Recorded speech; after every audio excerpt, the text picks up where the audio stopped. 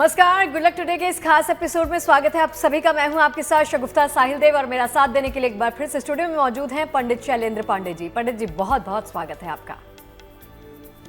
नमस्कार। तो इस खास एपिसोड में हम बात करने वाले हैं श्री कृष्ण जन्माष्टमी के बारे में। श्री कृष्ण की अपार कृपा कैसे प्राप्त की जा सकती है, कैसे उनको प्रसन्न किया जा सकता है, कौन कौन से उपाय आपको करने हैं, तमाम जानकारियां आपके साथ साझा करेंगे। सबसे पहले बात कर लेते हैं आज के गुड लक मंत्र के बारे में।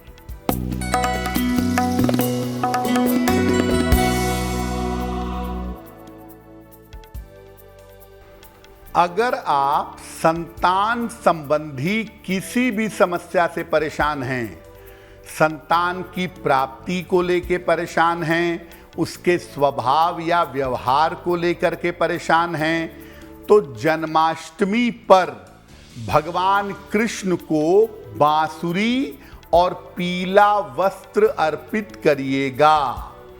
पीतांबर यानी पीला वस्त्र और बांसुरी भगवान कृष्ण को समर्पित करिएगा। संतान से संबंधित हर बाधा आपकी दूर हो जाएगी। और चलिए आगे बढ़ते हैं और बात कर लेते हैं 26 अगस्त सोमवार के पंचांग के बारे में।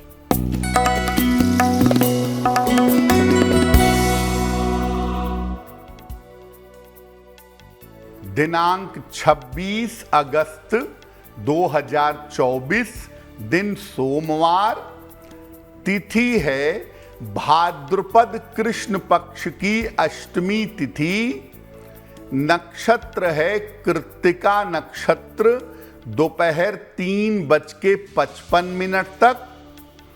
चंद्रमा वृषभ राशि में संचरण कर रहे हैं। राहु काल का समय प्रातः काल 7:30 से लगभग 9 बजे तक।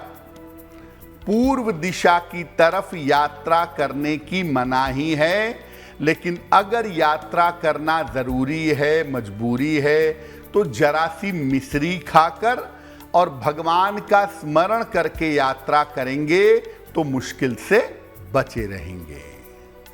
देखिए, शुरुआत में हमने बात की है कृष्ण जन्माष्टमी के बारे में। सबसे पहले ये समझना हम सबके लिए बेहद जरूरी है कि कृष्ण जन्माष्टमी शब्द जो है उसका महत्व क्या है पंडित जी, और उसका अर्थ क्या है, पहले तो यही समझ लेते हैं। बिल्कुल। गुड न्यूज टुडे के तमाम दर्शकों को लीला पुरुषोत्तम भगवान कृष्ण के जन्माष्टमी की हार्दिक शुभकामनाएं। देखिए, जन्माष्टमी के पीछे 2 शब्द हैं, जन्म और अष्टमी। भगवान कृष्ण का जन्म भाद्रपद कृष्ण पक्ष की अष्टमी तिथि को होने के कारण जन्म की अष्टमी है, इसीलिए इसको कृष्ण जन्माष्टमी कहते हैं। भगवान कृष्ण का जन्म वृषभ लग्न, वृषभ राशि और रोहिणी नक्षत्र में हुआ था। जन्माष्टमी के दिन शास्त्र कहता है कि अगर आप श्री कृष्ण की उपासना करते हैं, उनकी पूजा करते हैं, तो संतान प्राप्ति, आयु की प्राप्ति और समृद्धि की प्राप्ति होती है। और कृष्ण जिन लोगों के गुरु रूप में हैं, उनको मुक्ति मोक्ष का वरदान मिलता है। जन्माष्टमी पर उपवास रखना और पूजा उपासना करना बहुत कल्याणकारी है।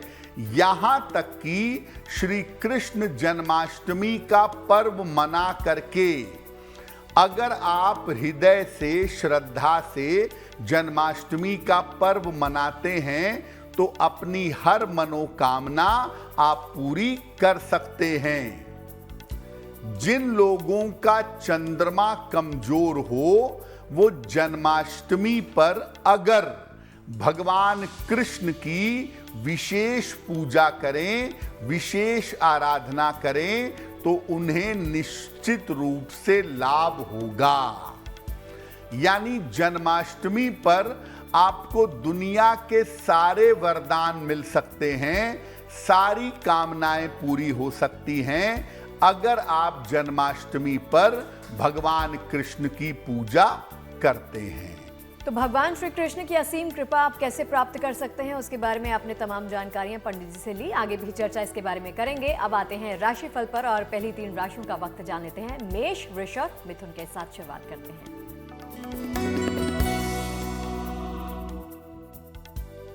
मेष राशि, करियर में आपके उन्नति होने का समय चल रहा है। करियर में आपको लाभ होगा, धन लाभ के योग बन रहे हैं। संतान पक्ष की आपके उन्नति होगी। भगवान कृष्ण को मेवे का, ड्राई फ्रूट का भोग लगाएं तो बहुत बढ़िया होगा। शुभ रंग होगा आपके लिए सफेद और भाग्य का मीटर आपको नंबर दे रहा है 80%। बहुत अच्छा भाग्य आपके साथ बना हुआ है।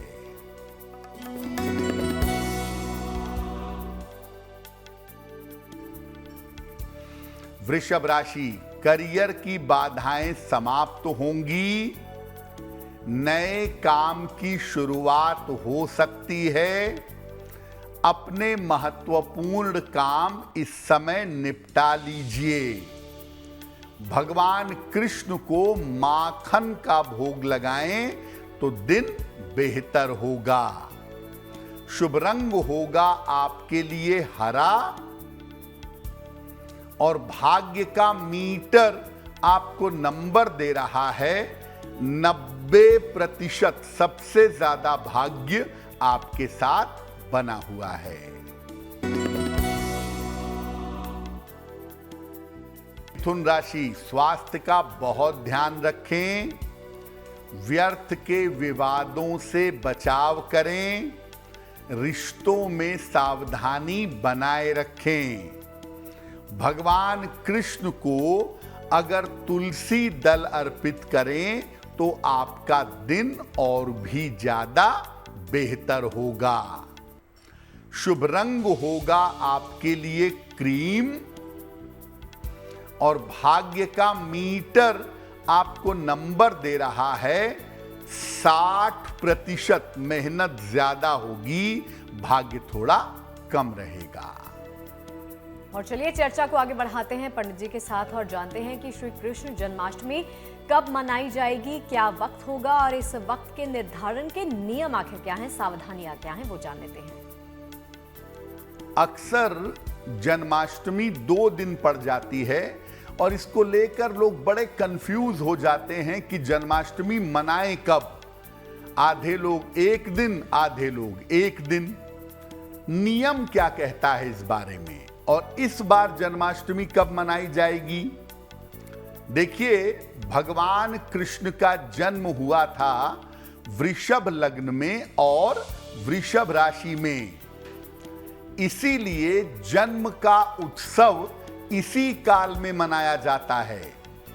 अष्टमी तिथि, रोहिणी नक्षत्र, वृषभ लग्न और वृषभ राशि, ये 4 फैक्टर जिम्मेदार होते हैं जन्माष्टमी का समय डिसाइड करने में। इस बार अष्टमी तिथि 26 अगस्त को प्रातः 3:40 पर आरंभ हो जाएगी और इसका समापन होगा 26 और 27 की मध्य रात्रि में 12 बजे के बाद। जब 27 तारीख होगी तब 2:20 पर इसका समापन होगा। यानी 26 और 27 की जो मध्य रात्रि है, इस रात्रि में अष्टमी तिथि भी रहेगी और रोहिणी नक्षत्र भी होगा। एकदम परफेक्ट समय होगा 26 अगस्त की मध्य रात्रि में जन्माष्टमी मनाने का। इस बार श्री कृष्ण की पूजा का समय होगा 26 तारीख की मध्य रात्रि में। जैसे ही 27 शुरू होगी 12 बजे से लेकर के 12:44 तक का समय, ये बिल्कुल शुभ समय होगा जन्माष्टमी मनाने का। इसी अवधि में श्री कृष्ण का जन्म होगा और इसी अवधि में पूरे देश दुनिया में जन्मोत्सव मनाया जाएगा। तो बहुत स्पष्ट है इस बार कि 26 अगस्त को मध्यरात्रि में जन्माष्टमी मनाई जाएगी और 27 तारीख को बहुत सारे मंदिरों में जन्म का उत्सव मनाया जाएगा। जन्म तो 26 की रात में ही होगा, लेकिन बहुत सारे मंदिरों में, बहुत सारे स्थानों में जन्म का उत्सव 27 तारीख को मनाया जाएगा। और चलिए राशिफल के सिलसिले पर वापस लौटते हैं और बारी आती है अगली 3 राशियों की। कर्क, सिंह और कन्या की बारी है।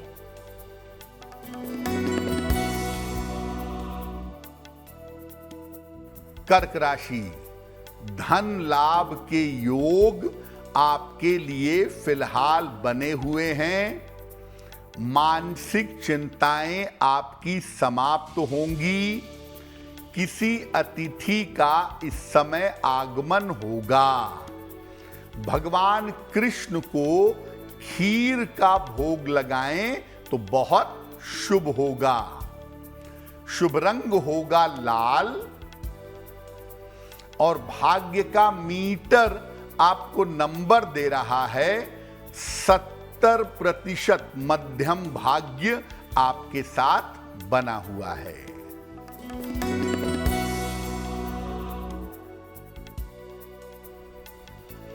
सिंह राशि, करियर में सफलता के योग बन रहे हैं। रुका हुआ धन आपको प्राप्त होगा।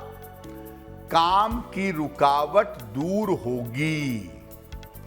भगवान कृष्ण को अगर मेवे का, ड्राई फ्रूट का भोग लगाएं तो शुभ होगा। शुभ रंग होगा आपके लिए हरा और भाग्य का मीटर आपको नंबर दे रहा है 80%। बहुत अच्छा भाग्य आपके साथ बना हुआ है।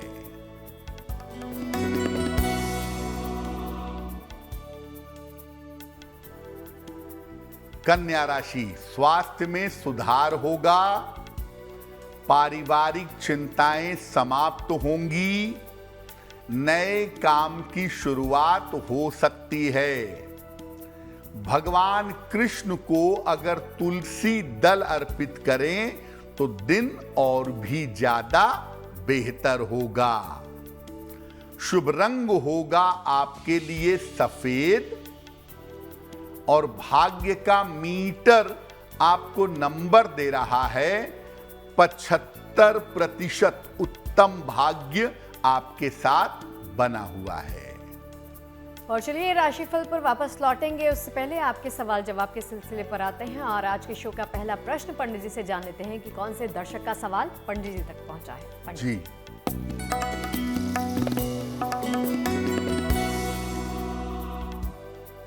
आज का पहला प्रश्न अनीता देवी ने हमें लिखा है और अनीता देवी हमें लखनऊ से मेल लिखती हैं।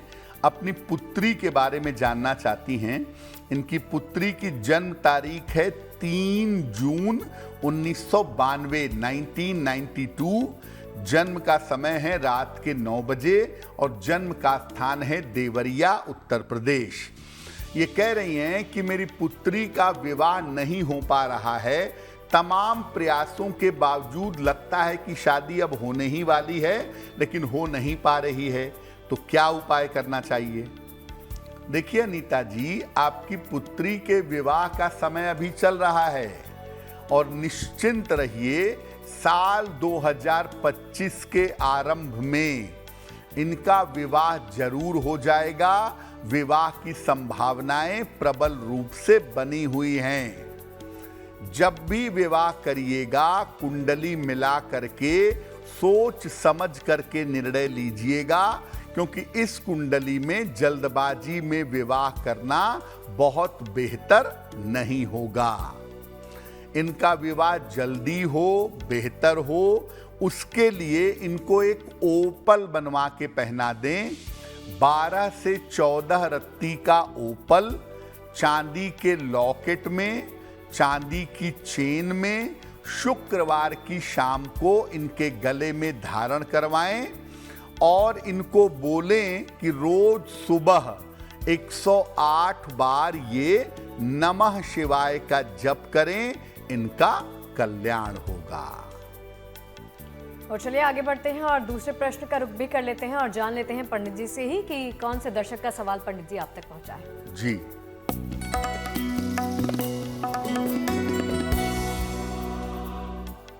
आज का दूसरा प्रश्न संजीव जी ने हमें लिखा है और संजीव जी हमें मेल लिखते हैं इंदौर मध्य प्रदेश से। इनकी जन्म की तारीख है 15 अप्रैल 1981 1981। जन्म का समय रात में 11:05 और जन्म स्थान है इंदौर।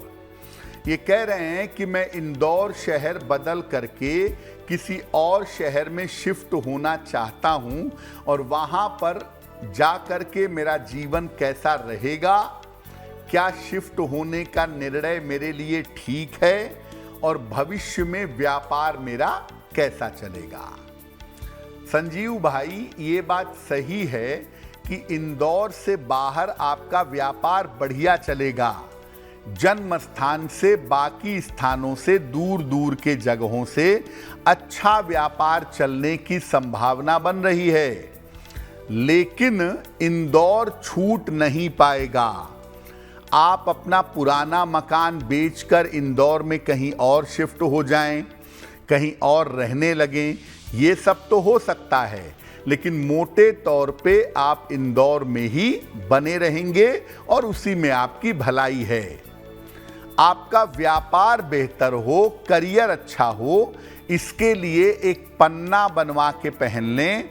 लगभग 6 से 8 रत्ती का पन्ना चांदी की अंगूठी में, दाहिने हाथ की सबसे छोटी उंगली में, बुधवार की शाम को एक पन्ना पहने और रोज शाम को महालक्ष्मी स्तोत्र, इसका अगर आप पाठ करें तो आपके लिए बहुत बेहतर होगा। और चलिए चर्चा को आगे बढ़ाते हैं। चूंकि जन्माष्टमी का जिक्र हो रहा है, उसके पर्व की बात कर रहे हैं, तो जन्माष्टमी का पर्व हर कोई मनाना चाहता है अपने अपने तरीके से, लेकिन सही तरीका क्या है, किस प्रकार से ये पर्व मनाना चाहिए, वो समझ लेते हैं पंडित जी से। देखिए, जन्माष्टमी का पर्व हम सबको मनाना है। भगवान कृष्ण जैसा अवतार और भगवान कृष्ण जैसी कृपा किसी अन्य देवी देवता से संभव नहीं है। शंकराचार्य कहते हैं, एते चांश कला पुंसः श्री कृष्णस्तु भगवान स्वयं। कैसे मनाएंगे जन्माष्टमी?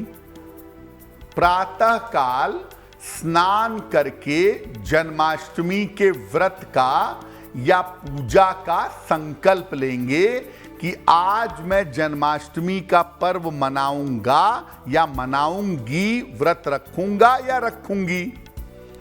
अगर व्रत रखते हैं तो दिन भर जल पीकर, दूध या जूस पीकर और फल ग्रहण करके आप व्रत रख सकते हैं। सात्विक रहिएगा जितना संभव हो। मध्य रात्रि को भगवान कृष्ण के जन्म हो जाने के बाद, ठीक 12 बजे उनका जन्म होगा, उसके बाद उनकी मेटल की मूर्ति, धातु की प्रतिमा एक बड़े पात्र में रखें। उस प्रतिमा को पहले दूध से, फिर दही से, फिर शहद से, फिर शर्करा यानी शक्कर से और अंत में घी से स्नान कराएंगे। इसको पंचामृत स्नान कहते हैं। इसके बाद भगवान को जल से स्नान कराएंगे और शरीर पोंछ करके पीले वस्त्र धारण करवा के उनको झूले में बैठा देंगे। जो वस्तुएं आप अर्पित करेंगे वो शंख में डालकर अर्पित की जाएंगी या चांदी के कटोरी में भरकर तब अर्पित की जाएंगी। भगवान को जब आप स्नान करा लेंगे जल से, पीला वस्त्र पहनाएंगे, पुष्प और प्रसाद अर्पित करेंगे, इसके बाद भगवान को झूले में बैठाकर झूला झुलाएंगे। भगवान कृष्ण को झूला झुलाना एक बहुत बड़ी आध्यात्मिक प्रक्रिया है। जो पूरी सृष्टि को झुला रहा है, घुमा रहा है, आपको उसे झुलाने का अवसर मिले। कितने निकट हैं आपके भगवान, कितने करीब हैं आपके, और कितनी निकटता से आप उन्हें झूला झुलाएंगे, ये भाव जितना प्रबल होगा उतना ही कल्याण होगा। झूला झुलाकर प्रेम से अपनी मनोकामना कहिए, अगर आपको याद रहती है तो।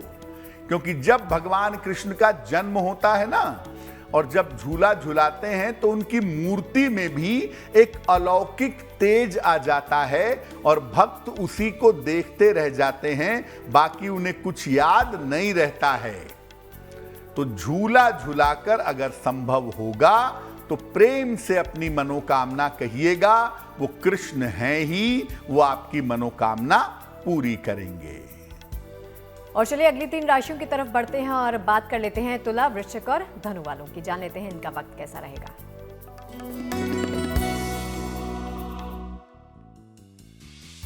तुला राशि, इस समय अपने स्वास्थ्य का आपको बहुत ध्यान रखना है, लापरवाही मत करिएगा। ऑफिस में शांति बनाए रखें, वाहन सावधानी से चलाएंगे। भगवान कृष्ण को अगर मिश्री अर्पित कर दें तो और भी शुभ होगा। शुभ रंग होगा नारंगी, और भाग्य का मीटर आपको नंबर दे रहा है 60%। मेहनत ज्यादा होगी, भाग्य थोड़ा कम रहेगा।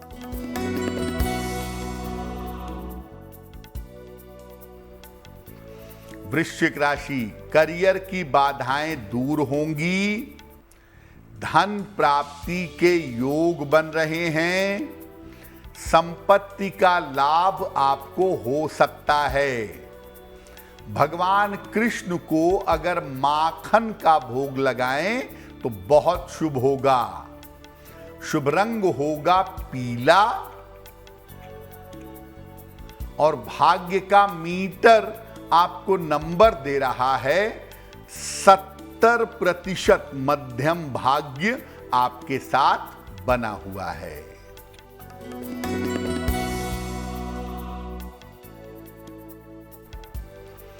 धनु राशि, काफी दौड़ भाग आपकी बनी रहेगी, करियर में सफलता मिलेगी, लाभ होगा। इस समय अपने कामों को गोपनीय रखें। भगवान कृष्ण को पीला वस्त्र अगर अर्पित करें तो आपका दिन और भी ज्यादा बेहतर होगा। शुभ रंग होगा आपके लिए नीला, और भाग्य का मीटर आपको नंबर दे रहा है 65%। जितनी मेहनत करेंगे उतना ही आपको लाभ होगा। और चूंकि जन्माष्टमी का जिक्र हो रहा है तो ये भी पंडित जी से जानते और समझते हैं कि जन्माष्टमी के मौके पर किन मंत्रों, किन स्तुतियों के माध्यम से भगवान कृष्ण को आप प्रसन्न कर सकते हैं, उनकी उपासना कर सकते हैं। भगवान कृष्ण को आप बहुत सारे तरीकों से प्रसन्न कर सकते हैं। वैसे उनकी पूजा जितनी आनंददायक है, जितनी ज्यादा रस वाली है, उतनी किसी देवी देवता की नहीं है। भगवान कृष्ण का नाम भी एक मंत्र है, कर्षयते इति कृष्णः। जो दुनिया को आकर्षित करें वो कृष्ण हैं। भगवान कृष्ण का नाम भी आप जप सकते हैं, कृष्ण कृष्ण कृष्ण कृष्ण। इसके अलावा हरे कृष्ण महामंत्र का जप भी कर सकते हैं।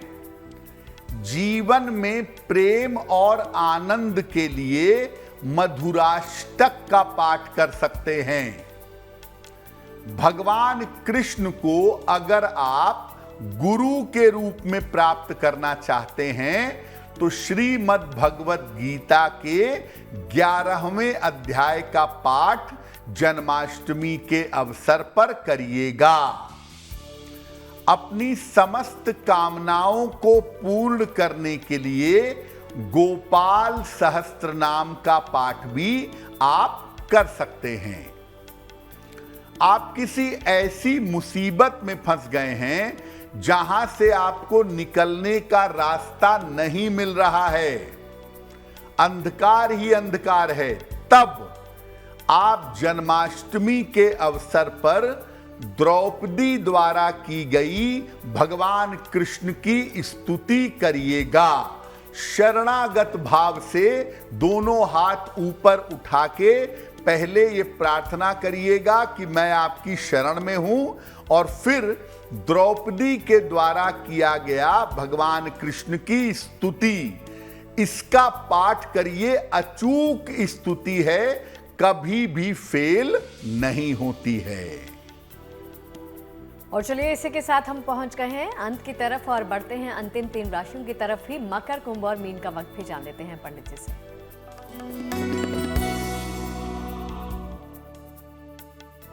मकर राशि, स्वास्थ्य आपका अब बेहतर होता चला जाएगा। संपत्ति का लाभ आपको हो सकता है। कर्ज की समस्या से आपको छुटकारा मिलेगा। भगवान कृष्ण को अगर मेवे का, ड्राई फ्रूट्स का भोग लगाएं तो बहुत ही बढ़िया होगा। शुभ रंग होगा आपके लिए फिरोजी, और भाग्य का मीटर आपको नंबर दे रहा है 75% उत्तम भाग्य आपके साथ बना हुआ है।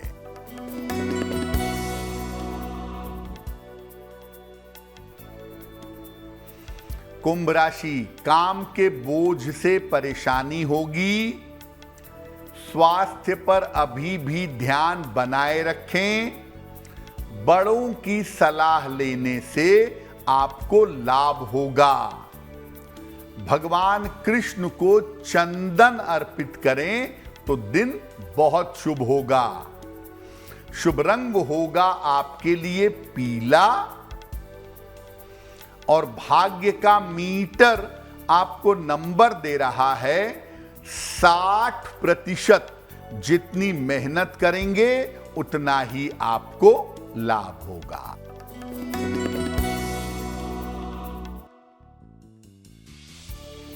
मीन राशि, किसी यात्रा पर जाने के योग बन रहे हैं।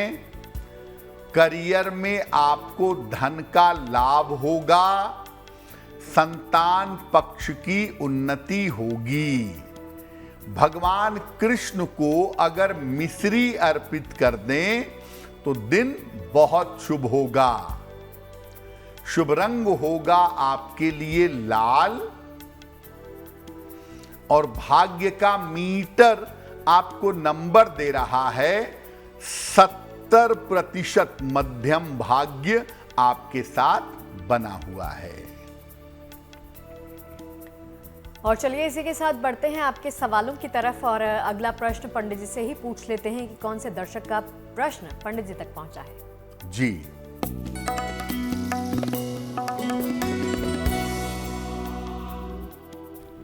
अगला प्रश्न सुमन जी ने हमें लिखा है। दिल्ली से लिखती हैं, अपने पतिदेव के बारे में जानना चाहती हैं। इनके पतिदेव की जन्म तारीख है 19 मई 1979, 1979।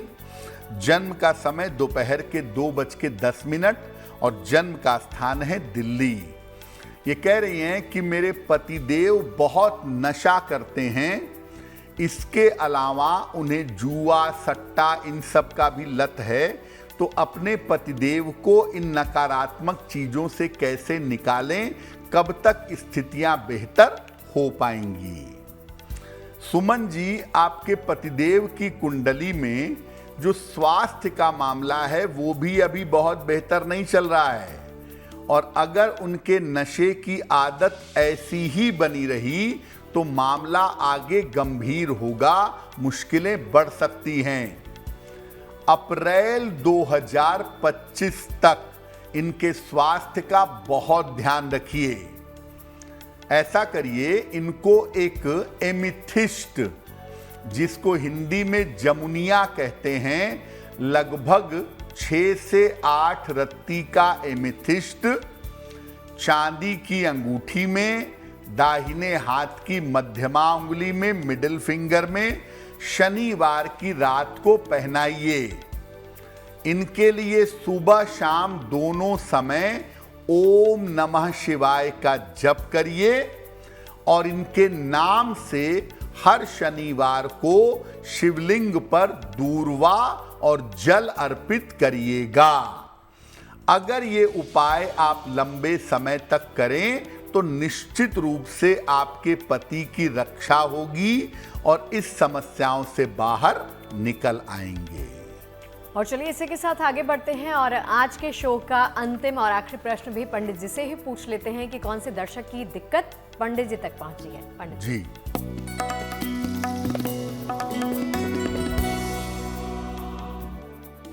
आज का अंतिम प्रश्न अनुराग मिश्रा जी ने हमें लिखा है, और अनुराग जी हमें मेल लिखते हैं गुरुग्राम हरियाणा से।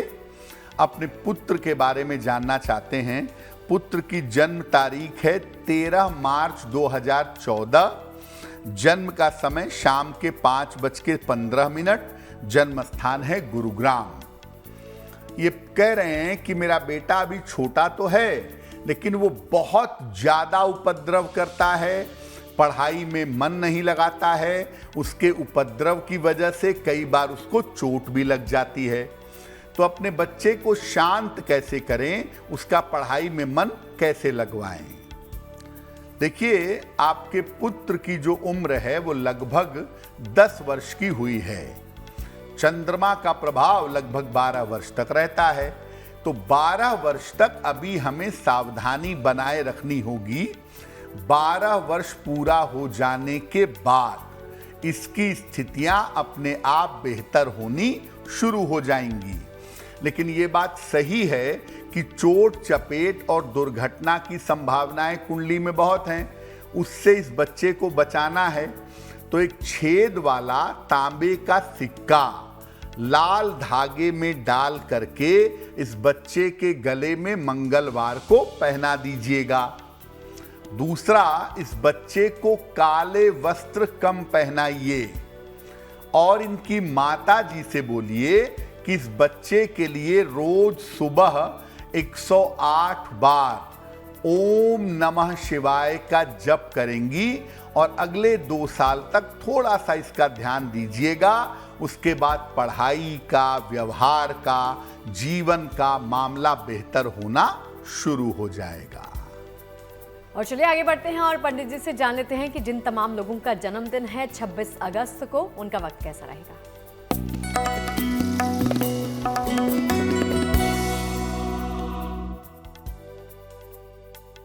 जिन लोगों का जन्मदिन 26 अगस्त को है, उन्हें हम सबकी तरफ से जन्मदिन की हार्दिक शुभकामनाएं। आने वाले वर्ष में आपके जीवन में बड़े परिवर्तन होंगे, करियर और स्थान में परिवर्तन होंगे, धन की स्थिति में और कर्ज की समस्या में सुधार होगा। इस साल वाद विवाद और मुकदमेबाजी से बचाव करना चाहिए। क्या करेंगे? पूरे साल भर शनि मंत्र का जप करेंगे, ओम शं शनैश्चराय नमः, तो काफी बेहतर होगा। और चलिए आगे बढ़ते हुए जान लेते हैं पंडित जी से आज के शो की जिज्ञासा के बारे में। आज की जिज्ञासा है कि जो फूल आप भगवान को या माला अर्पित करते हैं वो सूख जाती है तो उसे हटा देते हैं, उसके बाद उसका क्या करें? बहुत सारे लोग इधर उधर फेंक देते हैं। क्या करें? भगवान को अर्पित किए गए फूल और माला विशेष ऊर्जा ग्रहण कर लेते हैं। इनको बिल्कुल भी इधर उधर या कूड़े में मत फेंकिए। या तो इनको जल प्रवाहित कर दें या जमीन खोद करके इनको मिट्टी में दबा दें। अगर आप ऐसा करेंगे तो उसकी ऊर्जा सुरक्षित रहेगी और आपके लिए लाभकारी होगा। और चलिए अब जान लेते हैं पंडित जी से 26 अगस्त सोमवार के शुभ पहर के बारे में। दिनांक 26 अगस्त 2024 दिन सोमवार का शुभ पहर। शुभ पहर का समय है रात के 10:30 से 12 बजे तक। इस समय में भगवान कृष्ण के मंत्र का जप करिएगा। ओम क्लीं कृष्णाय नमः। ऐसा करने से आपके जीवन में जो रुकावटें चली आ रही हैं वो तमाम रुकावटें दूर हो जाएंगी। लेकिन करेंगे शुभ पहर में ही। समय फिर से नोट करें, 26 अगस्त सोमवार रात के 10:30 से 12 बजे के बीच में। और चलिए जैसा कि आप जानते हैं कि अंत की तरफ बढ़ते हुए हम बात करते हैं गुड लक राशि के बारे में। तो आज की गुड लक राशि यानी आपकी राशि कौन सी है वो भी जान लेते हैं।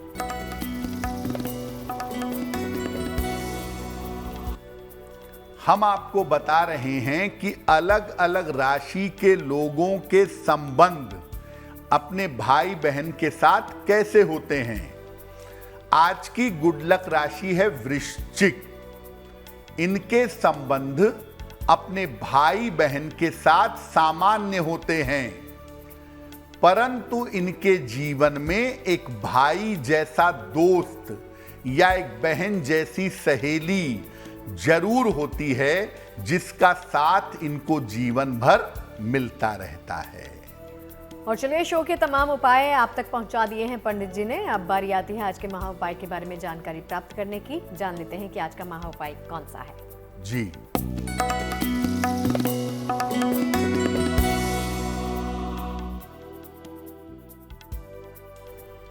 अगर आप किसी लंबी यात्रा पर जा रहे हैं, चाहते हैं कि यात्रा लाभकारी हो, यात्रा में सुरक्षित रहें, तो क्या करेंगे?